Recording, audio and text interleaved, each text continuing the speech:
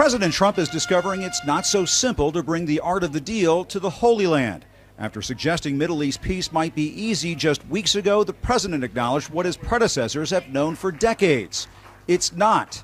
I've heard it's one of the toughest deals of all, but I have a feeling that we're going to get there eventually.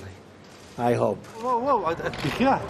Even as Mr. Trump continued this photo op-rich foreign trip by becoming the first sitting U.S. president to visit one of Judaism's holiest sites, the Western Wall, he is doing damage control with his Israeli hosts.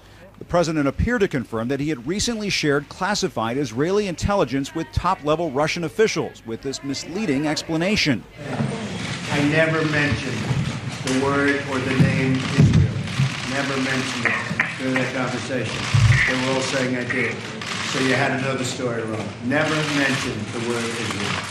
The problem is those news reports never stated the president mentioned Israel by name in that meeting with the Russians. While some in the administration insist there's no need for apologies, I don't know that there's anything to apologize for. Others are conceding some reassurances may be helpful. We're trying to reassure all of our counterparts that what they tell us is kept, trusted and valued, and we will return the favor. But the president and Israeli Prime Minister Benjamin Netanyahu are both touting their strong ties with sharp criticism of the Iran nuclear deal that was crafted by the Obama administration. But it was a terrible thing for the United States to enter that deal. And believe me, Iran will never have a nuclear weapon, that I can tell you. Still, the president has yet to follow through on his campaign promise to tear up the nuclear agreement. I think that agreement is a disaster for this country, for Israel, for the Middle East. And that's not the only contradiction from this trip. Contrast the president's rhetoric on Islam from the campaign trail. I think Islam hates us. With the softened language the president used in Saudi Arabia. There is still much work to be done.